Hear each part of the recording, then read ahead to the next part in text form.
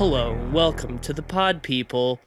I'm your egg boy, Matisse Van Rossum.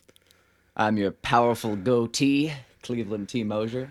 I'm I'm Ben Sheets, and guys, have you seen Clotilda?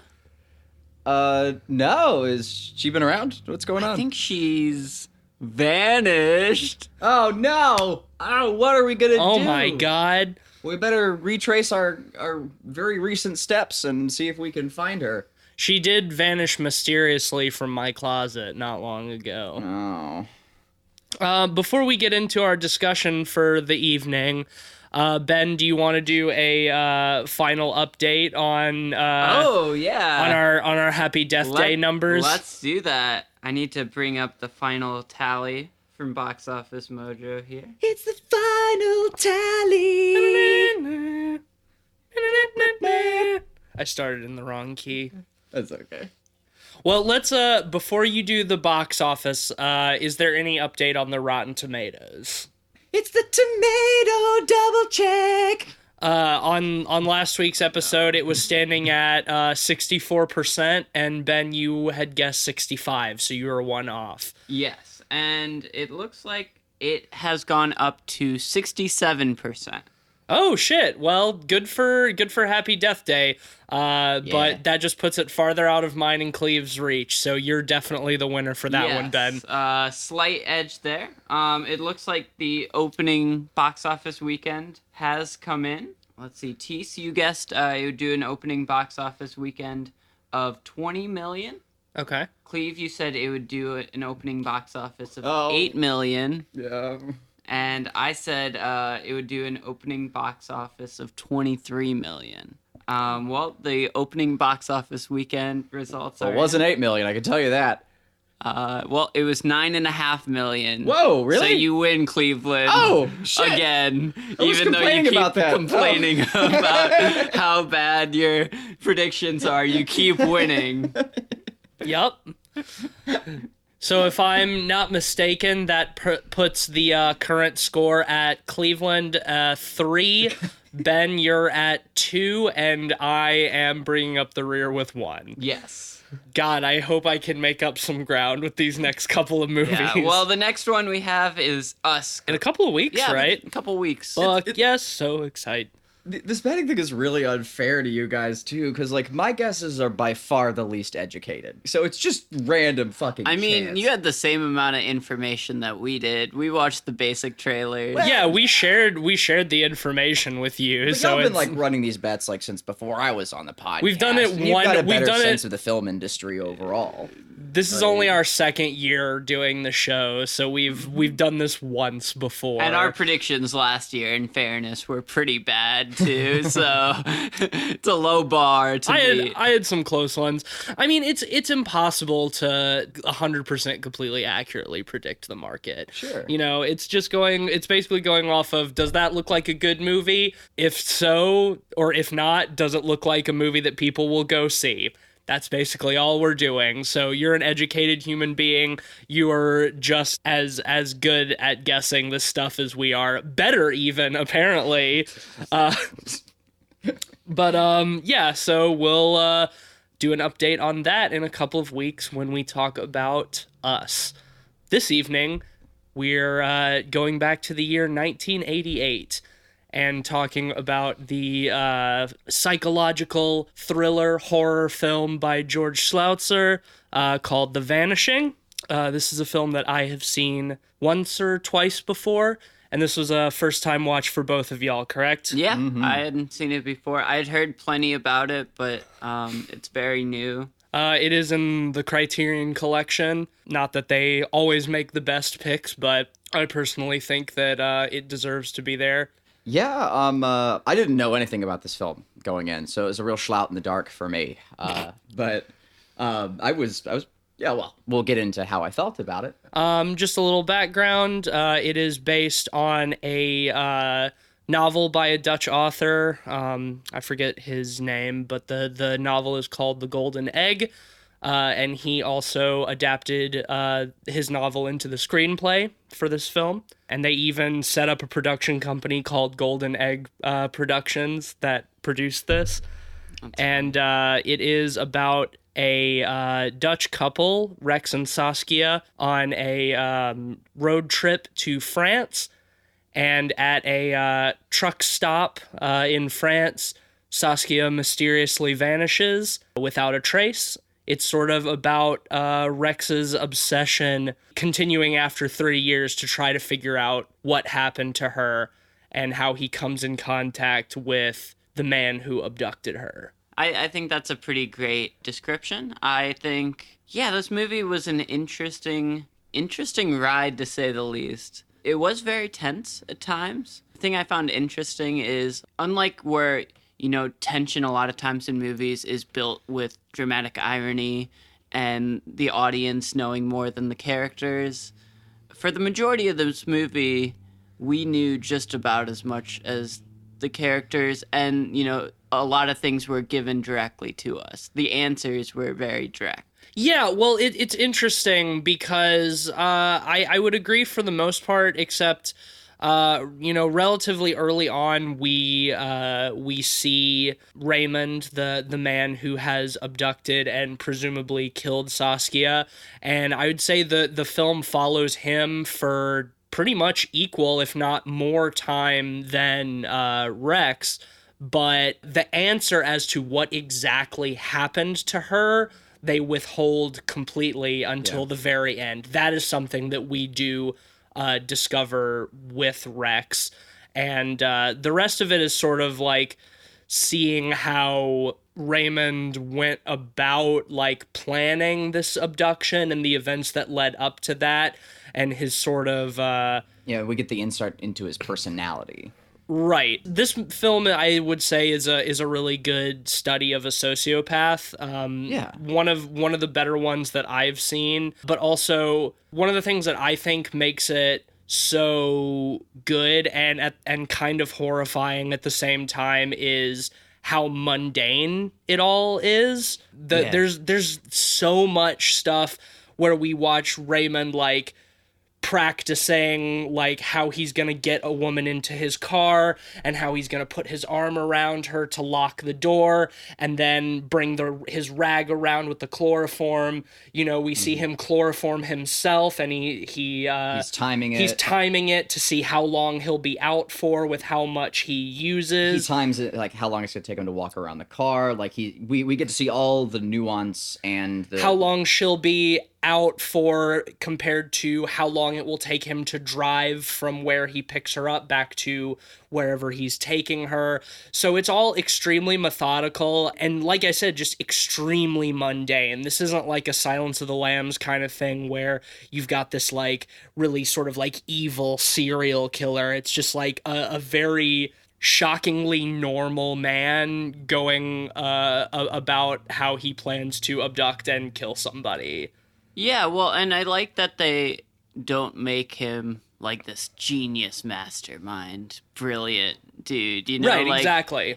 Like, at one point, he is trying to kidnap a girl, and he gets her into the car, and then he has to sneeze, and he uses the handkerchief that has the chloroform on it.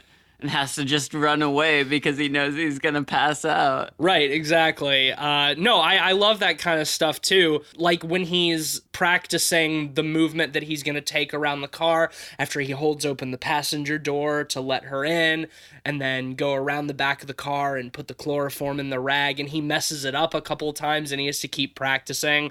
It's just like, this is such a completely average dude. He's not like an evil genius mastermind or anything.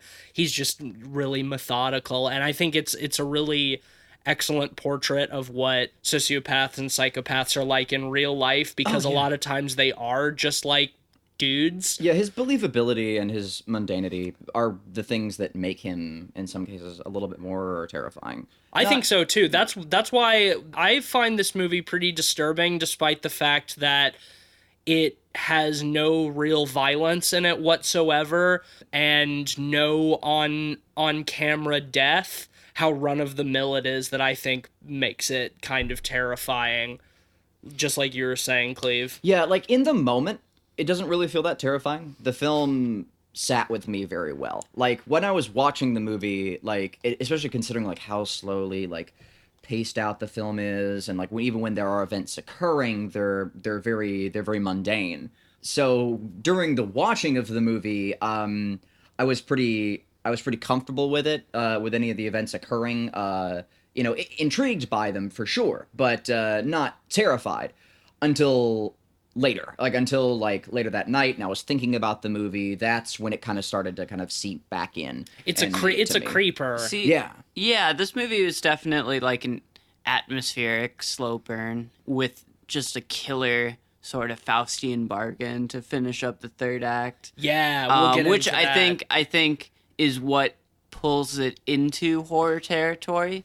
Honestly, outside of the third act, I didn't particularly find it terrifying, but I found it to be a strong, well-made movie in spite of that. A lot of the slow burn stuff, and you're gonna hate this comparison, but I kind of saw it similar to movies like Don't Look Now.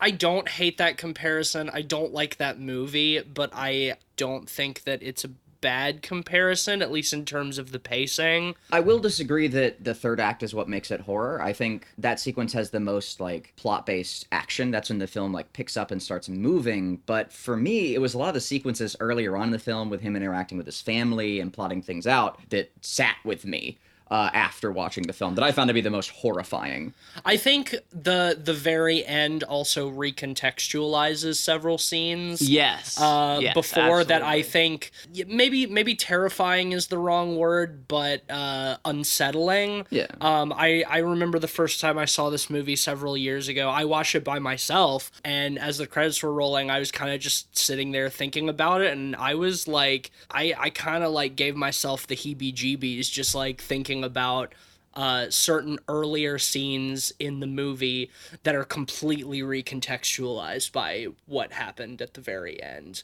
And I think that is what sort of gives this movie a lot of its power for me, because it does take its time. It's not scary. The killer himself is not even a particularly threatening or imposing individual. For most of the movie, it is a very straightforward drama with some mystery elements. I find a lot of the stuff especially like on a second watch, knowing how it ended and being able to watch the whole film with that in mind, I think it just made the experience even better. It was even better for me on a second watch than it was on the first one. I can see that because there's a lot of minutia in the thematic ties in this movie, like anything to do with like the golden egg and certain like compounding character traits between Rex and the killer. There's a number of tiny things in this film to sort of look out for, including just the cinematography in general, which is quite nice. I can see going back over this film and being able to just focus on those elements and take away something from it, especially just like the nuance and depth of the killer and like how just little things, like his movements, even in certain scenes, like just the way he's looking at the world around him, like, or say sociopath at times. I think that the way that it plays with nonlinear storytelling is really nice too. How a lot of the stuff that we see Raymond doing, in his preparation to kidnap somebody, appears to be something that is occurring after he's taken Saskia. Yeah, a lot of that setup, there's a lot of back and forth between, moving backwards and forwards in time that the film doesn't like let on, that it's not like, it doesn't have any title cards that are like 3 years later or 1 year ago or anything like that. I really appreciate that. It's subtle, but at the same time, like, the narrative is simple enough in its structure that it's not confusing, that it jumps around. You always know not terribly hard. You always know what's happening. Yeah, the chronology is sort of used like as a means to strip away the dark facade of the the serial killer, like, or not serial killer, sorry, just the killer. It's flashing back to him preparing to kill her after we've already seen her vanish. So you do sort of think that he is a serial killer, and as we learn later, like, that he was just sort of preparing for that. As those scenes are revealed to us, he appears more regular as a person and more bumbling. That was a very interesting twist for me, that the murderer is even more of a regular person than you would think. And I enjoyed that, how the film just slowly strips away this idea of him being a true non-comprehensible monster and being something that you can very well understand and almost relate to. Well, what I like so much about that aspect of it is, later in the film, he reveals himself to Rex, 3 years later, and he's telling Rex about all of this preparation and how he got to this point. And we get a flashback to him when he's 16, and he's like sitting on a balcony, and he like climbs over the railing, and he leans over, and we're getting his voiceover at the same time, and he's like, people always think about jumping without ever really having the intention of doing it, so does that mean they're destined not to jump? Well, in that case, the only way that it is not predestined is if I do jump. And he uses that as an analogy for why he decides to kill somebody. Because everybody has those thoughts about, what if I killed somebody? And he just decided, just like he decided to jump, he decided to take that leap and, kidnap and kill somebody. Right, which is cool, because that doesn't seem to be too uncommon in your standard sociopath, right? Like, your average person has those sorts of thoughts, and they're able to kind of put them back, whereas it comes to the front of a sociopath's mind, and they don't have that human aspect stopping them and saying, oh, well, wait, no, and thinking about it again. Because our brains are always, like, sort of kicking in with that sense of survival and trying to read the room. You get those constant little fight or flight, sort of thoughts. Well, I think on more of a thematic level, it works well, too, with the idea of Destiny's a big theme of this film, and fate in a lot of ways.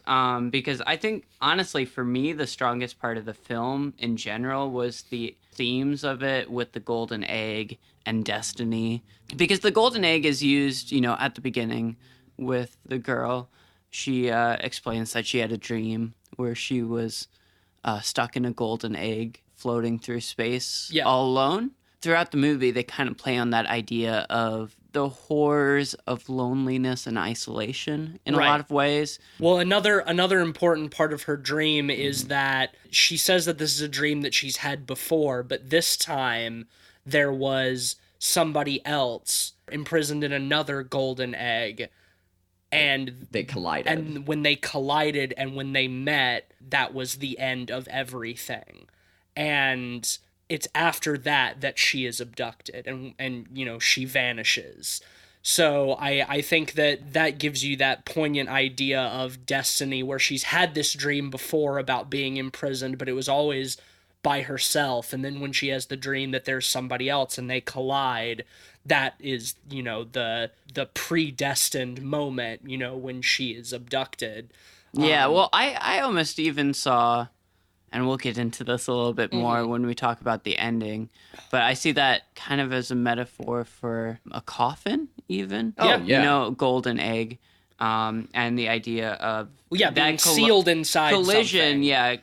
Bringing everything to an end is Rex ultimately sealing his fate because he can't let go of the one golden egg that kept him from loneliness. Well, then, and halfway through the film, he has the same dream. Yep. There is that idea of shared destiny, and at that point, it's 3 years later, and he has another girlfriend, who he's been dating for several months at this point, but he's still so completely obsessed with, figuring out what happened to Saskia, even though he realizes that, she is probably dead, but he has to know what happened. So that obsession drives him away from, his other relationship. He is imprisoned by that obsession. Yeah, absolutely. Just as in a similar way that Raymond is sort of imprisoned by his obsession with killing somebody, you know? So there's all of the characters are kind of like trapped in these, you know, quote unquote golden eggs, you know, hurtling through space. And it's, you know, the major events of the movie are about those collisions, you know, where they come together. And I really like how at the beginning, when their car runs out of gas in the tunnel, you know, they're in this dark, empty space, and there's only the light on in the car, and it's kind of golden light, you know, and it's after she's told him about this dream, and he leaves, you know, to go get gas, and he abandons her in the tunnel. And, you know, when he comes back later on, you know, she makes him promise, "You'll never abandon me again." So that, I think, is what drives his obsession for the next 3 years, that he'll never be able to get over it because he, you know, promised to not abandon her. And to him, that means doing whatever it takes to figure out what happened to her, even if she's dead. He's not going to abandon that idea of her. I wanted to talk about the car a bit too, because it also felt very literal, with her being the golden egg. The visual aspects of her seeming to be in this like golden egg with the lighting of the car in the tunnel. There was also that fear of collision because there were the other cars passing by, and you felt like another literal, like one of these golden eggs will collide. The tension of that scene with these cars whizzing by theirs and their lights were going out. Also, I really felt like Rex was an asshole. Like the way he just walked out when she's like shouting after him, like, "Oh God, don't leave me," or she's panicking. She's trying to find her flashlight. Oh, which is another huge point. Like she's like when Rex leaves her, she says like, "Wait, I'll come after you. Just let me find my flashlight." And Rex doesn't want to wait around in the tunnel. Right. And he's like, "If you want to wait, just wait, but I'm going." And she starts panicking and just trying to find her light and trying to find her flashlight. And she's sort of breaking down and she's shouting out for Rex to wait. And Rex is just a fucking asshole and just keeps walking. Like, and I was just like, what a dick. Like, what a dick during that scene. I enjoyed it in particular because it felt believable to me. Like, it felt like he was not a terrible person for doing that. He was just trying to be like, a stoic man and try and go and get the gasoline. And afterwards, he says something that kind of helps justify his decision there that I loved. And that was, he says to her, "You know, when you were shouting after me when I was walking away, I've never loved you more." God, what an asshole. But I loved that. Like, I thought that was... Right. That was cool. His realization, like, how much she needed him was what made him love her more. No, I like that, too. Like, he's definitely not a bad guy, but plenty of times in the movie, he's not great. He's also not very likable, you know? Yeah, he's an asshole. He's a real asshole, but I was still... He feels like a real person, though. Oh, absolutely. Very believable. Really like. He throws the weakest punches in all of Europe. Oh my God, yeah. Apparently, the actor who plays Raymond, I don't have his name in front of me, he's a Frenchman, so it's something French. Before that scene, he purposely like picked a fight with the actor who is playing Rex. Like was just insulting him and stuff, and then so once they got the camera rolling, the actor who played Rex was like legitimately like furious at him, so he actually tried to beat the shit out of him. But man, those are some wimpy ass punches. No, he got some weak hands. He doesn't even like go in with like legitimate punches. He's like hitting him with his wrists. They're like WWE punches, you know. I mean, credit to WWE. Like they could at least sometimes make it look like reasonable. The punches are the weakest looking thing in wrestling. Oh yeah, I mean even then, like I mean comparatively, like this, it's just because he's making contact, but it's with like the flat of his wrists. But like, at the same time, it's so pathetic. It is extremely pathetic, but at the same believable. Extremely believable. Like when you're just like so fucking mad and you're not thinking and you're just kind of like flailing, you know, like a child having a temper tantrum. And I mean it's believable too, because like after 3 years this guy has shown up and been like, "Your obsession spoke to me, like I'm the guy who abducted your girlfriend, like I'll tell you exactly what happened, but you gotta come with me, you gotta play my game." To have, you know, 3 years of just like single-minded obsession and, you know, trying to find Saskia without literally any trace of her existing, just to have Raymond show up like that and be so blasé about it and turn it into a game, like that would be infuriating. I think it would send you into kind of a blind rage. Yeah, I agree. I think that was well done, even though I mean he looks like a total sissy, but yeah, it feels real. It feels more real than if they had done like a choreographed fight scene or something, you know. If I had any criticism of the movie, it would probably be the middle section of the movie dragging, mostly with Rex's role in it. After the 3 years have gone by, the scenes we get of him with his new girlfriend kind of obsessing over the past. It fits a role in the movie, but I think it goes on for a bit too long, and it's not as enthralling as either the Raymond stuff or the disappearance or the Faustian bargain at the end. Well, while I would maybe agree that it might not be as interesting as some of the other stuff that happens in the movie, I think that it's extremely necessary for making his decision at the end believable, because at the end when Raymond is like, I'll let you know what happened. I'll tell you what happened to her, but you can only do it by experiencing exactly what happened to her. I'm going to give you this coffee. It's drugged. You know, you're going to go to sleep and you'll know what happened to her. It's like, that's obvious. Be like, this is a fucking trap. I'm not going to do this. Like, are you fucking kidding me? But I think will I take the jump or not, you know? Right. I think the whole middle section, you know, where we see Raymond obsessing about it and going on a vacation with his new girlfriend back to France and being taunted by the postcards from Raymond, you know, meet me here, and then he never shows up so he can watch him, and then going to the place where he and Saskia were bound for and seeing a vision of them showing up, and that's when he sort of like passes out and has a fit and like has the dream about the golden egg. While all of that stuff might not be as immediately engaging as the stuff at the beginning or the end, it makes the outcome at the end when he does decide to drink the drugged coffee, all of that stuff in the middle makes that decision well, like make I said, sense. you know, it serves a structural purpose, and I think it does a good job with that. I think there's just too much of it.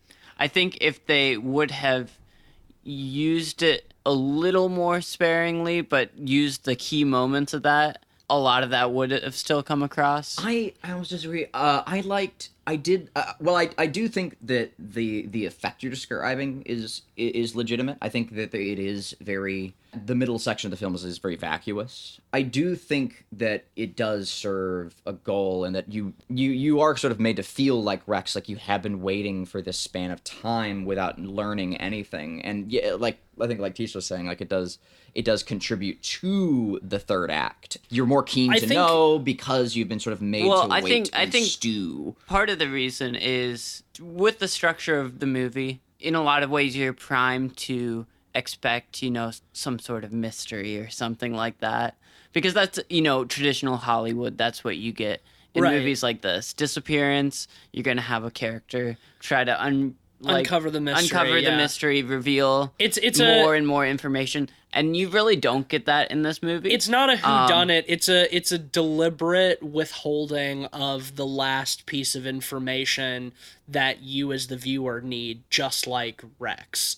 Which is just how did she go? Everything else you're learning a little bit ahead of Rex because we spend a lot of time with Raymond. So you're slightly ahead of him. But you're right, it's not a whodunit. It's not a murder mystery.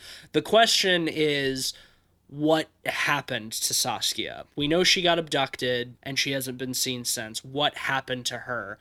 So that is that last tantalizing piece of information that's being withheld from the audience and from the protagonist simultaneously, until, you know, we do discover at the very end. Yeah. I guess it's just more quantity than anything else, though. I mean, like, I agree those scenes that you mentioned with Rex are standout scenes and really help the middle section of the movie and go towards the themes, especially going to the third act. But I don't really need to see Rex, like, yelling in the streets. Oh, you didn't You like know? that? I love that part. Yeah, I thought that Like- was great. I think again, I think it is necessary to his character to show how it is eating him alive. Like, I think- and like I think you get that, public though. I freak think out you get is the that. culmination of it. Yeah, no, I agree. I think that it's one of those cases where it's more like the sum of its parts than each individual scene.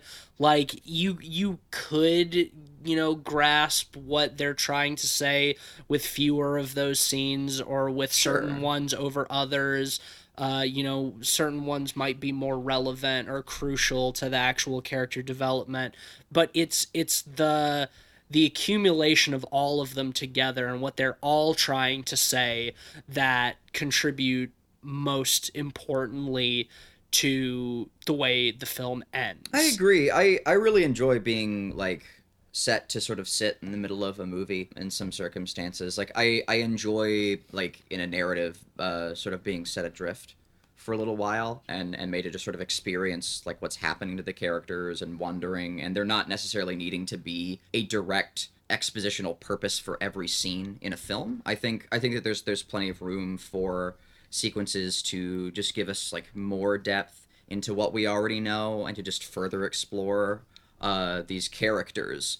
And I enjoyed it. I enjoyed it for that, looking back on it especially. Yeah, sure. it's like a house can stand up with just the four walls, but if you have a couple of supports in the structure as well, it'll Or just wallpaper. it stands up stronger. The wallpaper of the house, doesn't necessarily serve a legitimate function, but I value it. I think it's still nice to have. It's hard to say. It's one of those things too where upon reflection it works better too, because like we've been saying, it's a slow burn. So with the payoff in the third act, it pays off really well. But during those sequences, it can feel a little flat for me.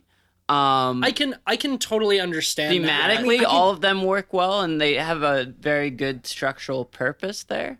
In the moment, they felt a little flat. I think especially like they will feel flat if you go into this film like looking for something more modern and more American, like, and more like formatted, around like exposition, like, and formatted around like that constantly seeking the end of the film. But there's a few other like sort of European films and like even Eastern movies that I've seen that like sort of take a similar approach to this film that I tend to enjoy personally. This is an extremely European film. Extremely. It is much more meandering than a lot of what you would see in American cinema.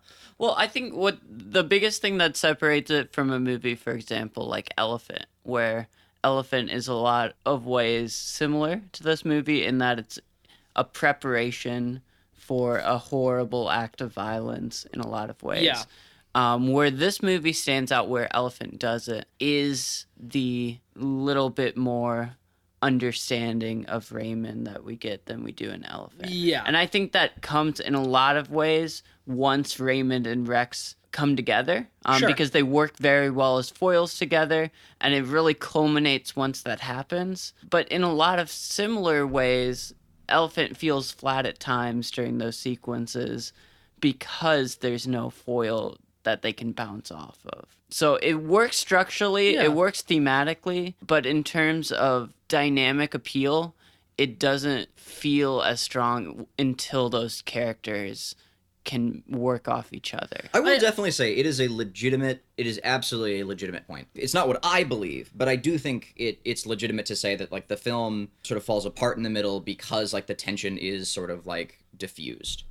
I enjoyed that. I enjoyed being set adrift and the immediate tension sort of like just evaporating from the movie as we just sort of learn more about these characters, and the sequences, take on more of a nebulous role than a directive one until that third act again. But again, I can also absolutely see that being the other being valid. Yeah, Like, I can see that too. Elephant is an interesting film to compare it to. I don't know if I would have made that connection, but I do think you're right. I also think that at least on this watch for me, it has been years since I've seen this movie. So I had forgotten a lot of the middle part of the film.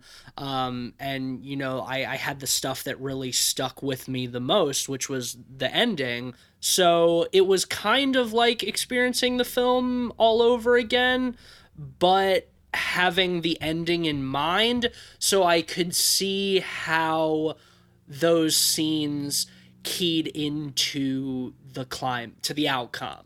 I could see that retextualizing it well, especially with the Raymond section. Because I honestly, I can say truthfully that I don't remember how I felt about a lot of that stuff while I was watching it for the first time. Well, and I just remember being impacted by the end, and the end recontextualizing how I thought of the entire film. That's the thing about it, because even the middle, while it is a little flat in comparison to the strengths of the beginning and the end, it all works so well structurally and thematically that on, you know, reflection of it, you'll think of it as a package, and, you know, you'll remember it for the ending and for what it's trying to say more than, you know, the details of JKLMNOP. Sure. You know? Yeah, no, I agree.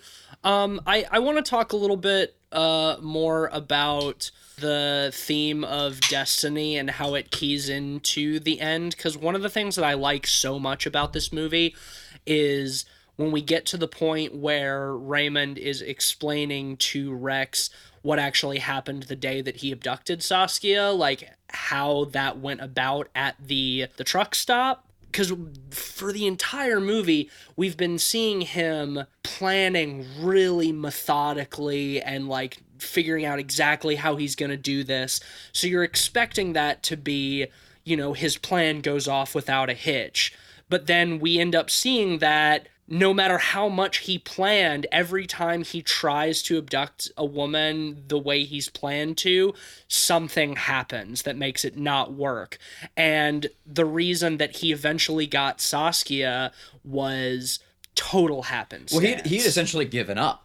Right. Like, it was, he was ready day. to go home for the day. It was total happenstance.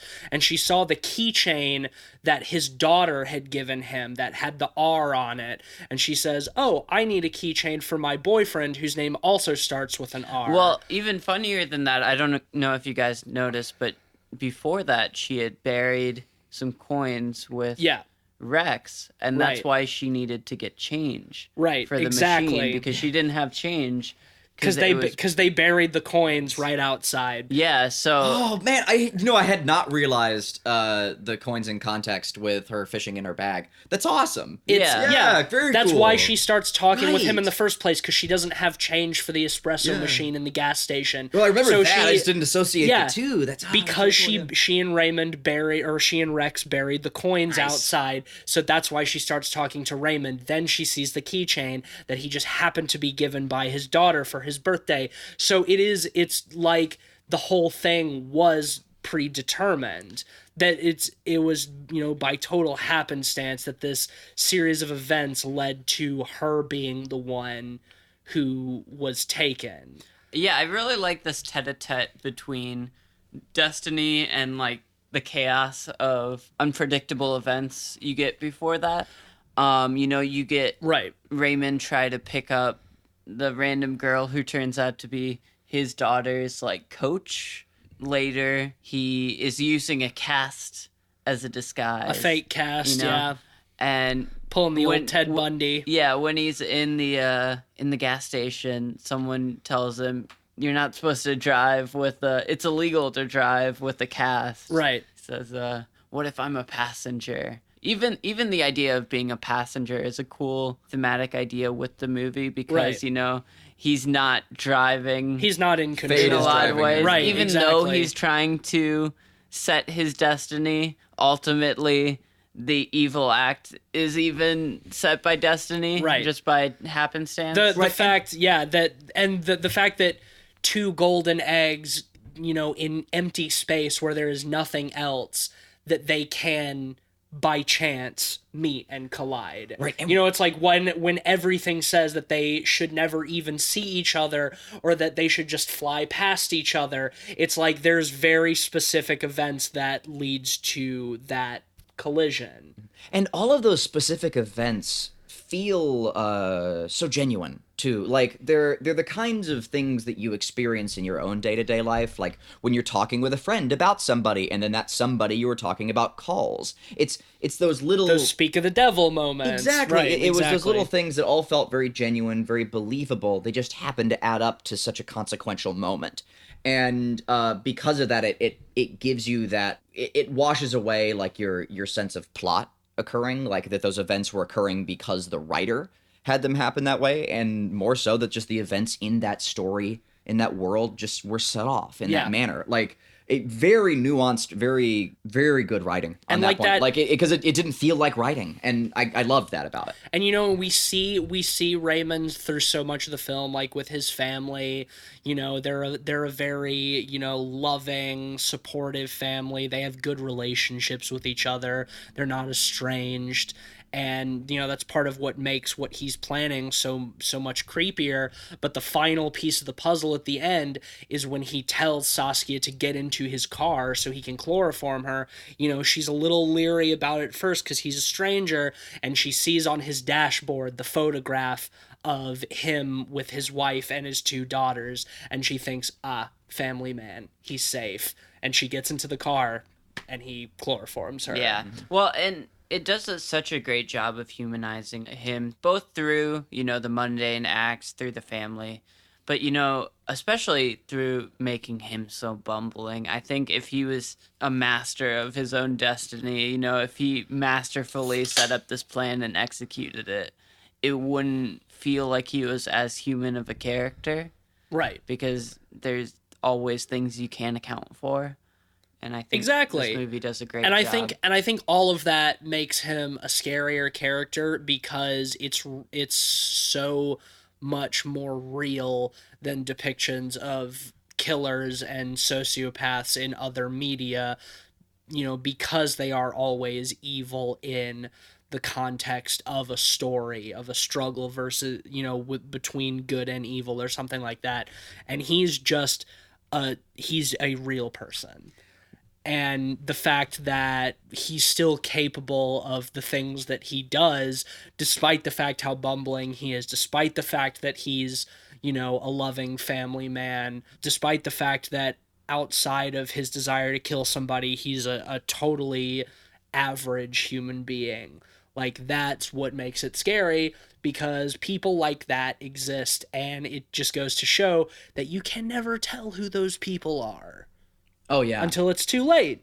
oh, most definitely. And while we're on the topic too of like the casual nature of this film and like the mundanity of it, I wanted to bring up the cinematography specifically. It's funny. It's something I very much so enjoyed about this film, but there are a few aspects I felt could have been brought home a little bit more, and I'll get into the details. For the most part, this film is shot very directly, and one or two times during the film, it even has like an amateurish sort of quality about it. For instance, there's a sequence where Rex is running after a car and the camera guy is just huffing along behind him and like the camera's bouncing. But then there are other sequences in the movie, like for instance, Rex's public freakout when he's in the middle of that's in France at the time, I believe. Like there's like those the really cool like French streets where there's sort of an opening between a couple of roads.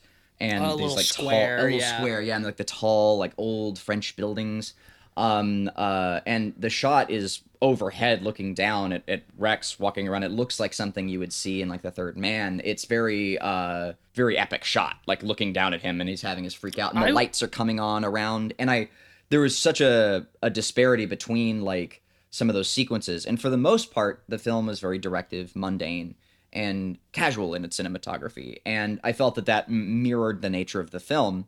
But one of the things I did love about sequences like his public freakout and like the very ending, which we'll get to, is like it's like the camera guy like wakes up and the shots are like very beyond like the mundane. They're very epic, and I would have liked to have seen maybe a little bit more of those like disparity between those moments, maybe a few more like almost epic shots in the film, like and when I say epic, I don't necessarily mean like action-packed sequences or incredible framing or something Hitchcock-like, but more maybe just some. I would have liked to have seen some more exposition shots in the movie. Maybe some more like just shots of like nature and getting like the surrounding areas. You see that sort of sequencing in a lot of like modern kind of nebulous films. And I think during the middle sequence, the plot line was very nebulous, but the shots were very directive. And I would have liked to have seen a little bit more like more nebulous shots of trees and things like that. But it's a little nitpick. It's interesting. I actually many times during this film, the cinematography reminded me of like a Tarkovsky film, especially in like the color palette, notably scenes like where, you know, we see Raymond at his family's like second house, like the summer house, you know, or whatever, in the mountains, the gas station scene at the end at night where they go back to the gas station, you know, right before the sort of the penultimate scene. A lot of that stuff gave me like hardcore Tarkovsky vibes. I don't know. I'm not sure why necessarily that is, because this film is very unlike anything that Tarkovsky has ever done. Something about that cinematography, and it works for me. Yeah, it works for me too. Tarkovsky. It's very utilitarian in use, which I appreciate. It wasn't too flashy at any point. But it did a great job conveying a lot of the ideas. Well, it was flashy once or twice. Like that's what I was saying is I did like that, how it was flashy when it needed to be. I don't even know if flashy is necessarily the right word, but I found it very moody in a good way. I think it matched the tone of the film a lot. I think so too. Like utilitarian's a very good word for it. Like and I do agree with that. And I wouldn't want to change necessarily too much or anything. Like I would just, I think some more like scene like setting, like some more like more ambient, you know, almost like shots. Go full Malick with it. Just make it a long nature dream sequence. No. Just like I think that would have been a little bit too much. No, nothing crazy. Overall, like I really enjoyed the film. I feel like it could have been a way maybe to bring some art to the middle of the film. Like I said, I enjoyed like the lack of exposition in the middle sequence. I feel it could have helped sort of give it a bit of a shot in the arm without like it losing its sense of wandering. Yeah, sure. Oh, one thing I want to talk about quick is the music. What did you guys think of the music? I love it. Oh, so goofy. God, yeah, I'm so glad you brought it up. It kind of reminded me of Twin Peaks at times. Me too. Which I think is appropriate because it is of the era. Yeah. I liked it for the most part. There were a couple moments where I was like, that's a little too MIDI. Yeah. That's undercutting it a little bit. MIDI, yeah, there's like in the bass bits, there's like when the credits roll, there's like an electric guitar, like I liked the credits music. It made me giggle. Yeah, me too. I liked it. My issue is like in any other film too, I would enjoy it. I like that kind of cheese and stuff, but I felt like it kind of was going against everything I was just previously talking about. I felt like those kind of campy sections, those very 70s sort of style, like instrumental pieces, had like a saccharine quality to them that nothing else about this film had. I personally would have preferred something more ambient, more and more sequence setting, something that didn't take the foreground as much and wasn't as distracting. Again, in any other film, I'd love it, but like because it's my kind of thing. I love that sort of camp. But here, like the utilitarian aspect of every other element of this movie, the mundanity of it, like is such a key point to the plot that I feel like the score sort of detracted. I disagree. I don't think that the score worked all the time in the movie, but I think for the most part it was pretty effective. I think the Twin Peaks comparison works really well, and that might be why I found it tonally appropriate, because Twin Peaks is it has, you know, a fair amount of camp, but like a lot of the music in that is extremely dark and sort of dissonant, and I think that there was a lot of that same kind of tone in this movie. I really liked all the parts where there's like that sax. I thought was actually really effective to make it sort of feel more disjointed and sinister, I think. Some of the MIDI stuff, I will agree with you, is a little bit too much. Like, It's just aged a little poorly. yeah, I think. it's so emblematic of the 80s that yeah, I don't know if it really matched, but the more analog stuff with like the saxophone and I think the bass guitar stuff especially was very Twin Peaks. Yeah. That stuff all worked really well for me. Yeah, no, the only big problem I had was with the MIDI sequence stuff, and I think it wasn't bad. It just aged poorly. It's one of those things where like you had a couple moments where you have that classic MIDI trope where every note is at the same velocity. Yeah. So they sound the same.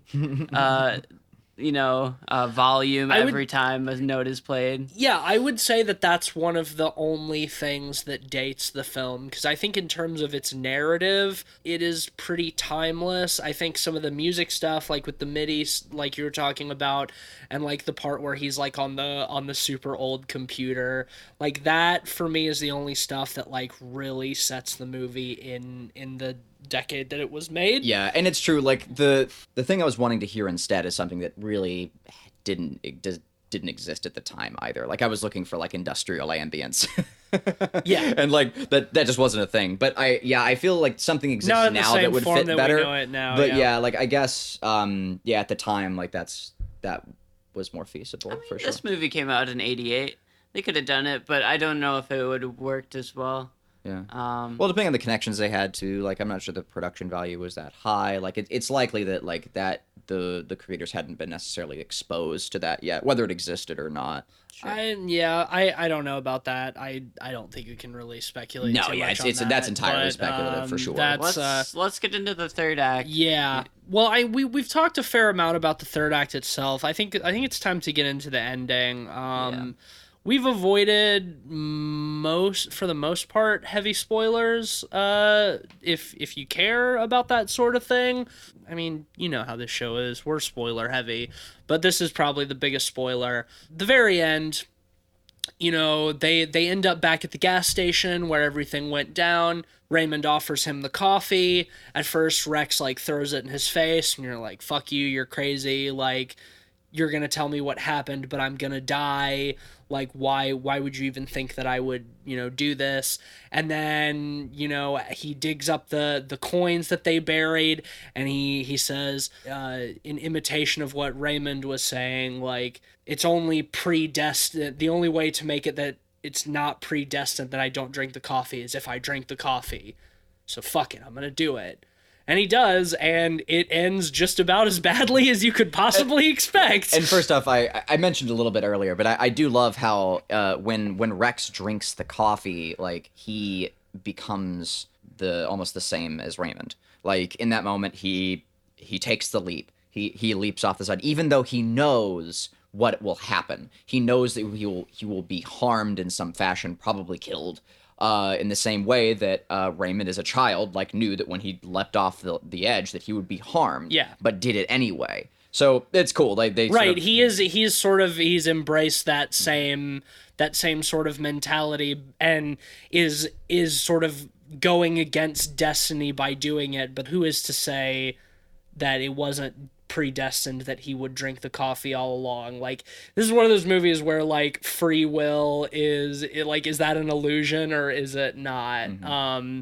Very much like real life, but he drinks the coffee and he falls asleep and wakes up in a coffin, buried alive, and then we know that that's also what happened to Saskia. That is the horror that has been hanging over the film the entire time, and I think it's pretty damn horrifying. Rex's acting too in that sequence is fantastic because you get the full process of his thoughts. Like, as he wakes up, he sort of comes to terms with where he is, his laughter about it, and then you see him pull out his lighter, or in the middle of that, his freak out, he's pulling his lighter out and he's using it, and then his light goes out and he starts laughing, it comes back on, and he's still just figuring out where he is and what's happened to him. And I got a sense at one point, when his lighter went off and he started laughing, that he also sort of remembered Saskia forgetting her torch, and because you see that parallel where she's trapped in that golden egg of the car and she can't find her flashlight, and then like he's stuck in this coffin and his lighter is going out and like this their one last light. One thing that I didn't think of the last time I watched the movie, but the impression that I got this time is that he accepts the futility of his situation pretty quickly, and the screaming and the keeping the lighter lit, I think, is him trying to end his suffering sooner by purposely using up all of his oxygen quickly. Oh, I like that. Because we see at a certain point he's literally just screaming nonsense. He's just screaming, "I am Rex Hoffman." Like, he's just screaming his own name, and we see the flame getting lower and lower because it's, you know, he's hyperventilating, he's using a lot of air, and he's also burning it up with the lighter. And, you know, we see his lighter flickering out, so, you know, when it finally goes dark, we can assume that, you know, he would asphyxiate not long after that. And I think that he made that decision rather than, you know, prolong his suffering locked in the coffin. Yeah. It works. And I think Very cool. I think it works thematically super well too, because it works with the idea of a golden egg. You know, the coffin is very much, you know, a golden egg, especially with the glow of the lighter. You know, you get a golden glow, yeah. And then he's imprisoned inside that, you know, in empty space, in darkness. Yeah. Apparently, when they shot that scene, they actually did lock him in that coffin and buried it under a bunch of sandbags. So his struggles were genuine, which I think is really cool. Also of note is in the scene when Raymond chloroforms Saskia. Apparently he was actually holding on to her quite tightly and she couldn't really breathe, so she started having a panic attack, which is why her struggle in that scene appears so genuine. Yeah, it's pretty because she was genuinely struggling. So yeah, I think that those couple of moments are the closest that this movie ever gets to like true horror. But I think those are also the moments that last the longest after the film is over, at least the ones that stick with me and are just kind of just make me shudder a little bit. Now that we've given away the end of the film, I did want to bring up one other scene that happens very, very early on in the film that we're not giving closure on until that last moment. And that's one of the first times I don't think it's the first, but it's one of the first times we meet Raymond and his family.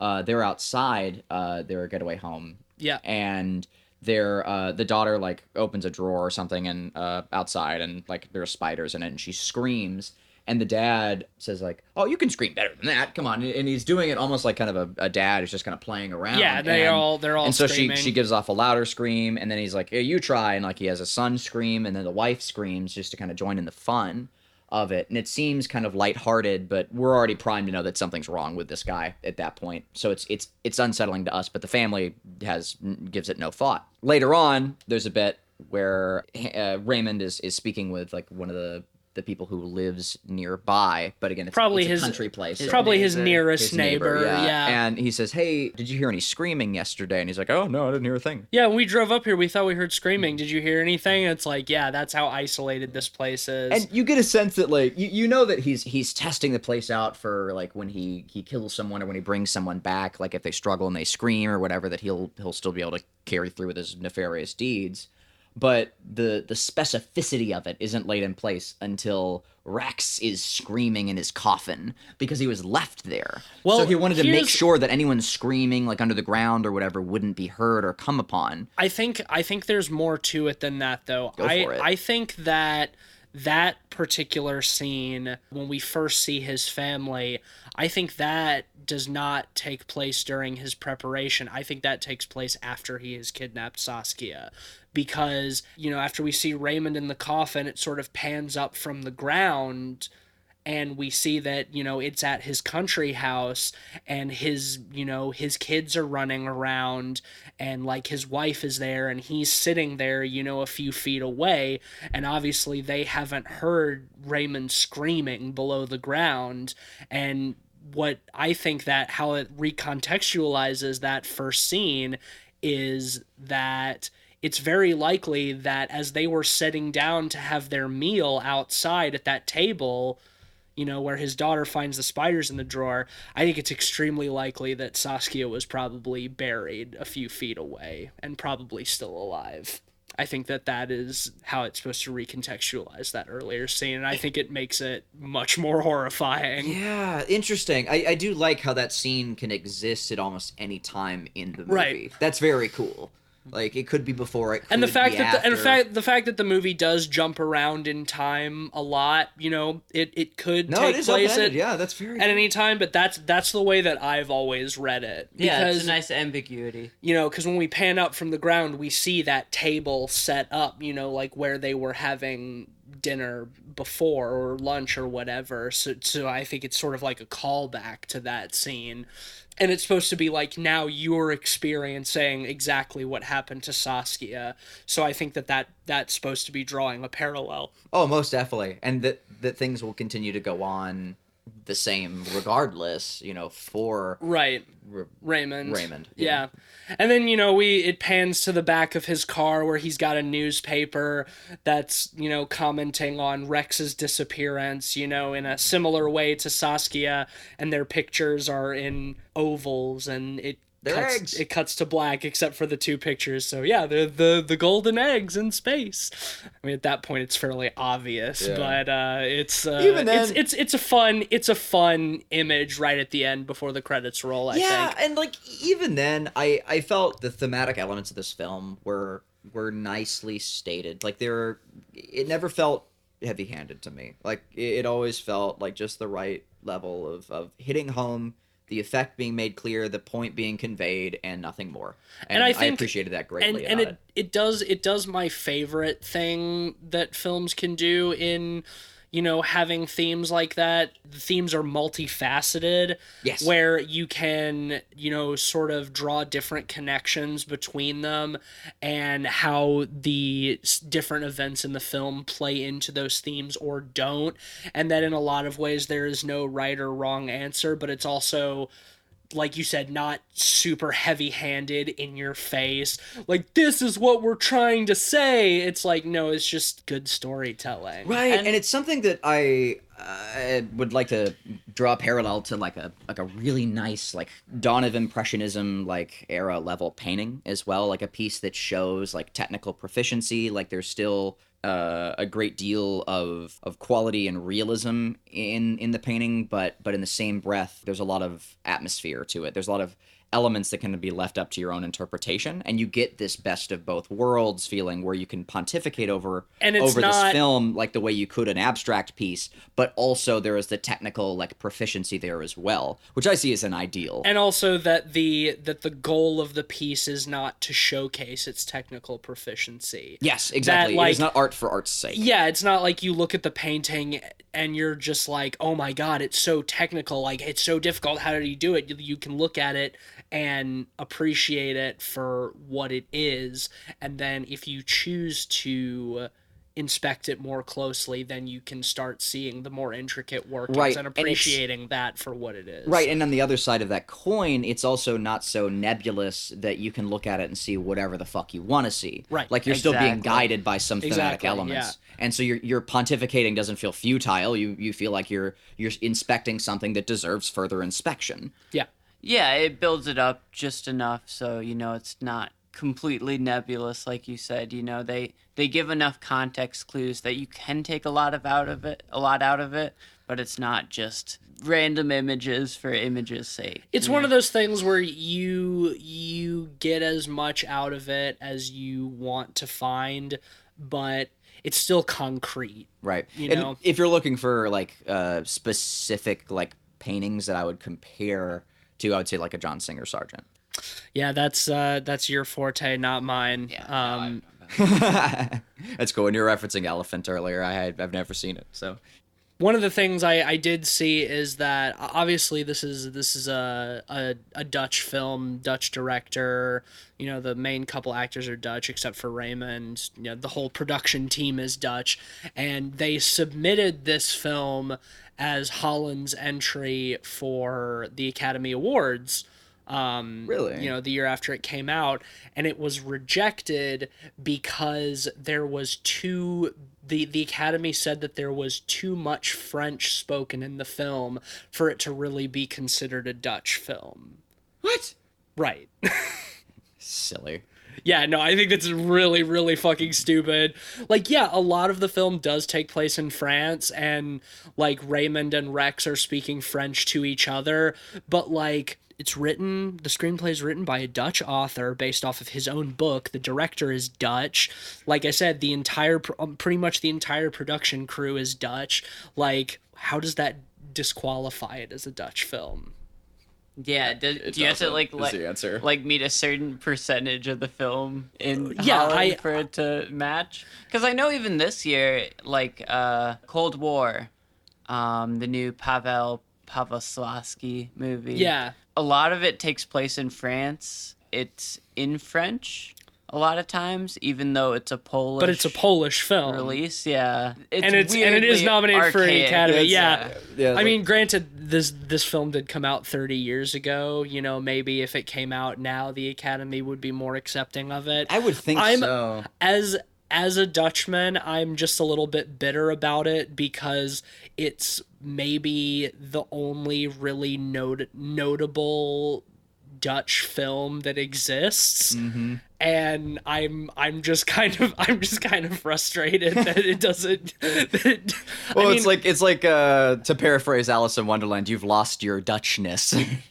Yeah, the Dutch are not known for our cinema. I was gonna say, to bring us into to our reviewing, I was gonna say, God, you probably have to cut this, but it's a slouse, egg it all out. These are the stars I can do without. Come on, I'm reviewing you. Come on. I'm gonna leave that in.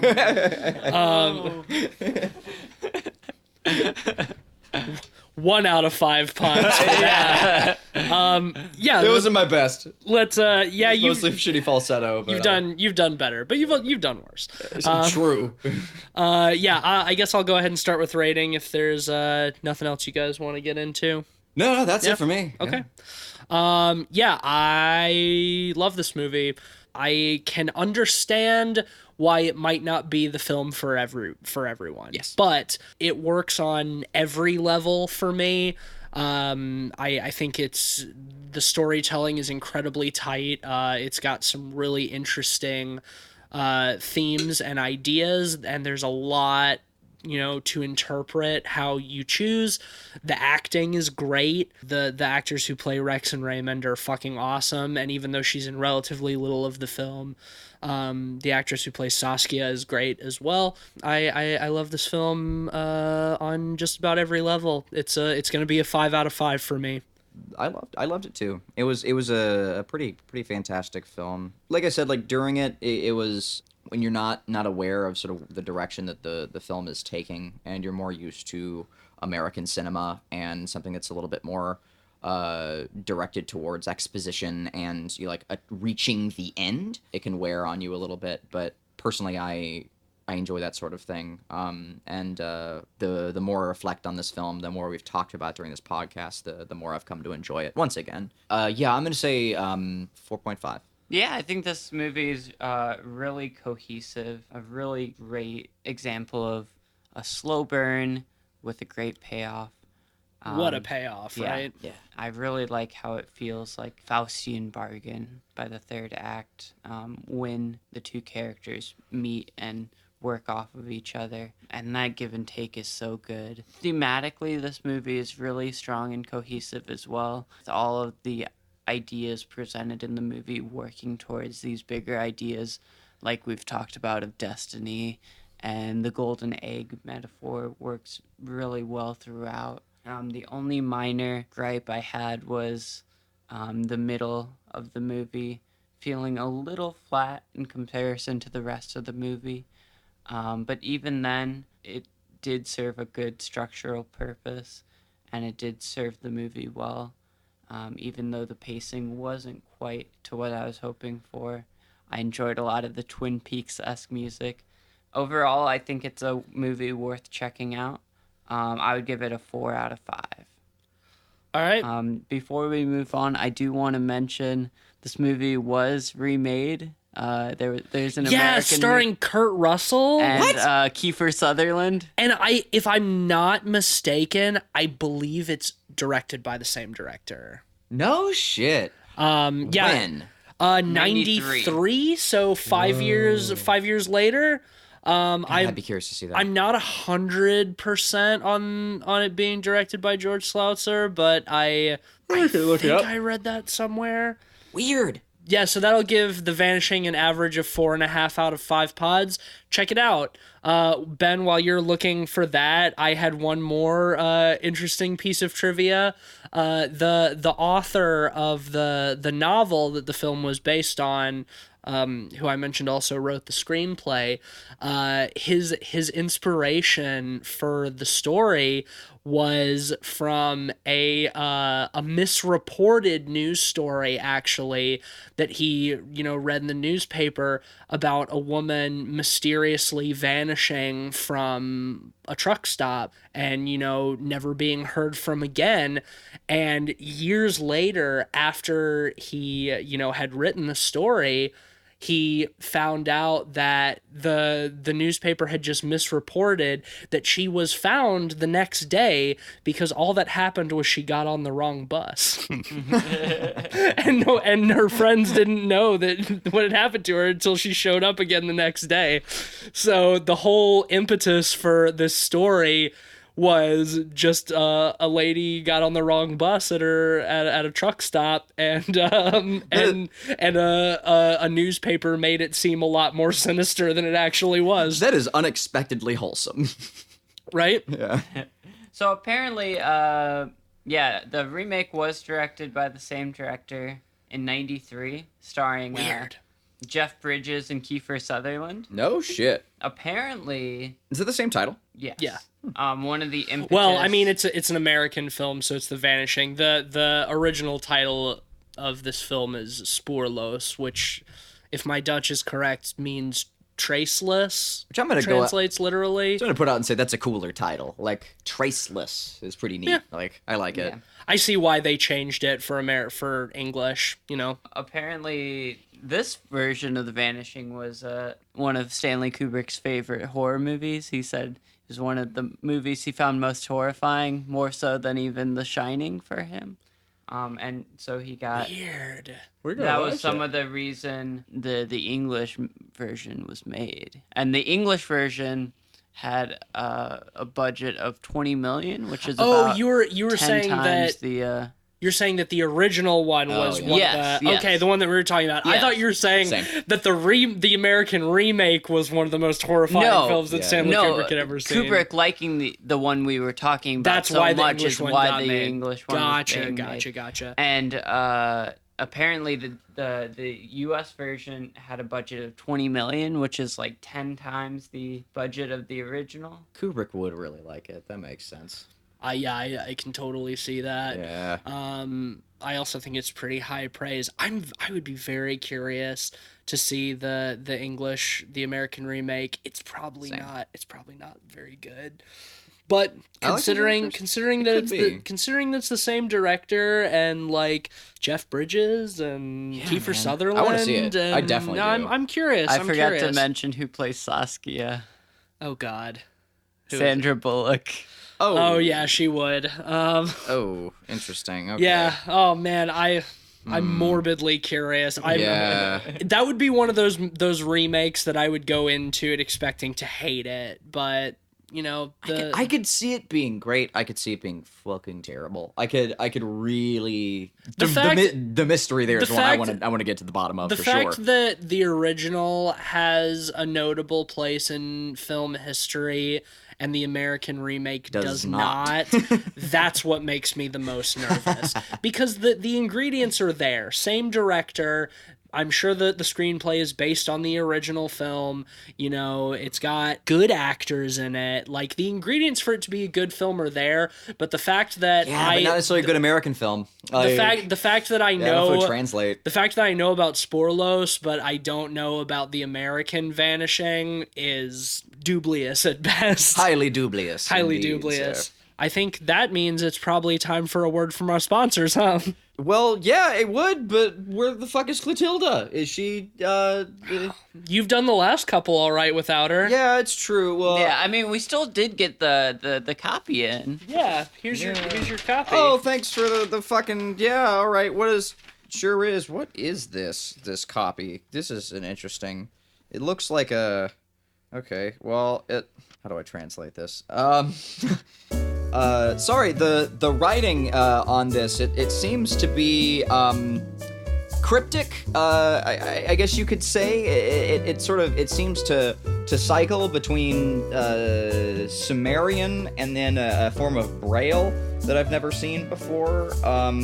And then spikes at the I just pricked myself on the text. I should have mentioned filling out, the blood is. I should have mentioned it was delivered. It was delivered to us by a bat. Oh man, you really should have said that before I pricked myself, and then the words started like filling out. And okay. We'll just read it so we can get our money, Cleve. Okay, well here I'm nursing my finger to get the blood. It's really getting everywhere. Okay, I'll be quick before I pass out. Yeah, this is brought to you by Drac Ulya or some other shitty anagram. The makers of balsa steaks, bringing you this wonderful new invention that's light bulbs without UV rays. Install them everywhere. You must install them so that we may not be burned by the brightness, whatever the fuck. Sorry, I'm getting lightheaded now. Yeah, cool stuff. Light bulbs from vampires, awesome, fucking great. Now, see, I was under the impression. Thump. I was under the impression that most light bulbs did not have UV rays. Hence why you don't get sunburned being inside. Well, you gotta make them to innovate, you know? You gotta foresee the problems so you can solve them. Yeah, it's also probably true that being Transylvanian, they might not be all that familiar with like the inner workings of like electric bulbs. That's probably true. Anyway, thanks for the money, Draculia. Yeah, that was it. Draculia. Draculia. Okay, that's our sponsor for this week. That'll bring us to the end of this week's episode. Thank you for listening, as always. If you like the show and you want to support us and have us keep doing what we do, just go on Apple Podcasts and hit 5 stars and leave a review about how much you love listening to our voices every week and how insightful we are about spooky things. You can also do that anywhere that you get your podcast that's not Apple Podcasts. We were sent a scroll just now that said we need at least 10 reviews to get Clotilda back. So please, oh my guys. God, they're holding Clotilda hostage. We need 10 reviews. If you want Clotilda back, then all you have to do is go leave us a good rating and review, and maybe Clotilda will be returned to us. You can also follow us on Twitter to get updates on whether Clotilda is back or not, at PodPeoplePod. Send us your hot takes and stuff there. We're still looking for more of those. We might have a hot take zone next week. You know, we'll see. Letterboxd is also the place that I usually plug. Follow us there for the list of the movies and the ratings and the links. You know, do the thing. Follow me on Twitter at Mr. Van Awesome. Yo, you can follow me on Twitter, occasionally tweeting for Light Arc Studio, and yeah, just giving you all the cool information on the demo we're gonna have coming out for It Stares Back in the next few weeks. Yeah, sorry, it keeps on being the next few weeks, but we've made some great progress in the past couple of months, and we want it to be right. We want it to be extra spicy and delicious for you guys, so we're putting in that extra time. And yeah, you can also find my artwork on ArtStation, either under Cleveland Mosier or Iron Prism. And yeah, check it out. Check out all those cool colors and things that I'm laying out for you, all for all the good people. And that about does it for me. How about you, Ben? Yeah, I'm at Mr. Sheets on Twitter. I would also recommend just following Drill on Twitter. At yeah. Wint. Can't go wrong. And he's not even giving us any money. No, it's just a general suggestion. Just a general suggestion. All right, that'll do it for us this week. Next week, Frankenhooker. Yeah. It's Ben's pick, and that is going to be tonally completely different from this episode. Wait, Franken who? Oh, God. Bye. Without a trace.